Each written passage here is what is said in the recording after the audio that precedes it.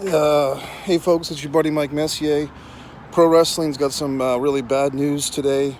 Apparently, Scott Hall, known throughout his career as Razor Ramon, has had some heart issues. I think it said 3 heart attacks, and now he's actually on life support.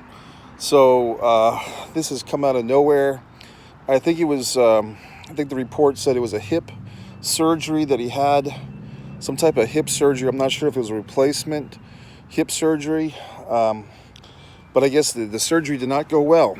So now Scott is he's on life support.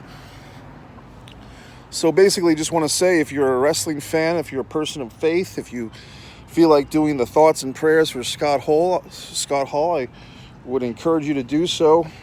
Do want to say what a great career he's had. All the great memories.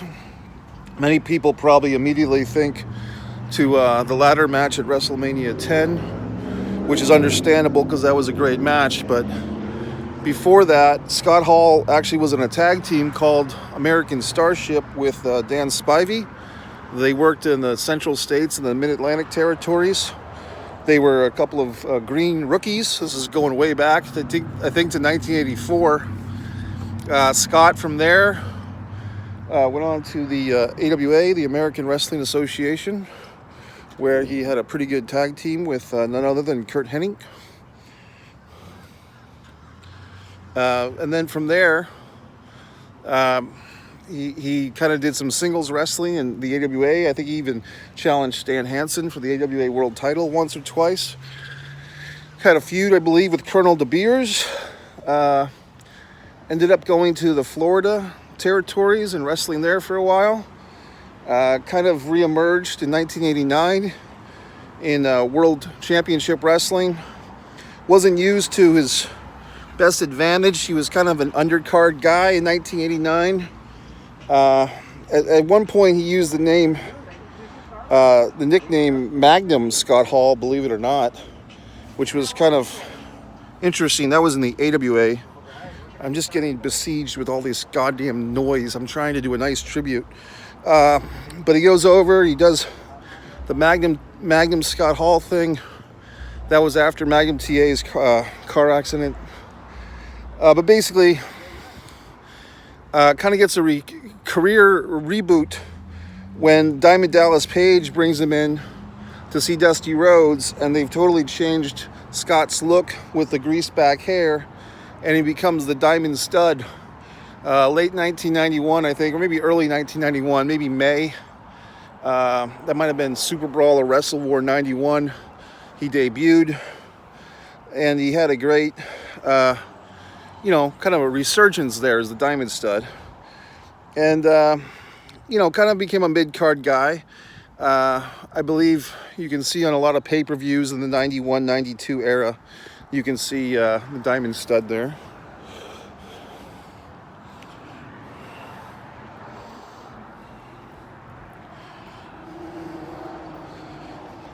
And eventually, as most of you kind of know the story by then, he gets in with the WWF as Razor Ramon, comes in late 92. I think in August of 92 is when the vignette started. And that really took off. That was where it all came together. You can see one of Razor Ramon's first matches in WWF. He just totally tools a job guy, throws him outside the ring. The guy lands hard. So Scott Hall is Razor Ramon. How many times did he win the Intercontinental title? 3 times, I think. Became a babyface, a good guy. People loved him. Never won the world title. So he says that he didn't want to win the world title. He wanted to be in the Tito Santana spot, which was always interesting. And then when Scott Hall and Kevin Nash went over to the NWO, or created the NWO, and Scott Hall, Memorial Day, I believe, 1996, the first 2-hour Nitro. What an emotional time. What a turbulent, wild time to be a wrestling fan. The mid-90s, the late 90s. Scott Hall, Kevin Nash, Hulk Hogan, Eric Bischoff. All these guys, the Buff Bagwells, the Scott Steiners, Hall and Nash. They had some great matches against the Harlem Heat. against the Steiner brothers. So we know about all that. And then Scott Hall coming over to WWF again in 2002, has a match at WrestleMania. Kind of a controversial thing, his match with Steve Austin. Austin apparently didn't really want to be in that match, but they had a good match anyway. And then unfortunately, that didn't really work out. Hall ends up in the early days of TNA. I think he was a featured guy on the first ever TNA Total Nonstop Action Wednesday night pay-per-view. He was in that Gauntlet for the Gold thing, feuding with Jeff Jarrett. Kind of in and out, coming back to TNA a few times. And in recent years, kind of being a fixture on the shoot interview circuit on YouTube and also at wrestling conventions. I was there for my own personal witnessing to Scott Hall. I was there to see him wrestle Shawn Michaels in a ladder match before the WrestleMania 10 ladder match. On one of the house shows at the Capitol Center, which Razor won. It was Shawn versus Razor in a great ladder match that night, a couple of months before they did the WrestleMania ladder match. And unfortunately, I was there, probably the worst night of Scott Hall's career in Fall River, Massachusetts. That's been chronicled on ESPN. We don't have to go into that.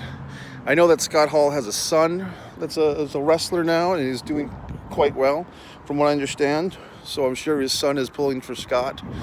And I'm sure Kevin Nash is pulling for Scott Hall as well as Eric Bischoff and the whole wrestling community. So this is a scary thing. I'm pulling for Scott Hall to come out of this. You know, I know that there's a lot of concern out there, and keep your eyes on the bad guy today. Your minds. Give him a special moment in your mind. We're all pulling for Scott Hall to get out of this situation, to kick out here, and we're all pulling for you, Scott. Mike Messier.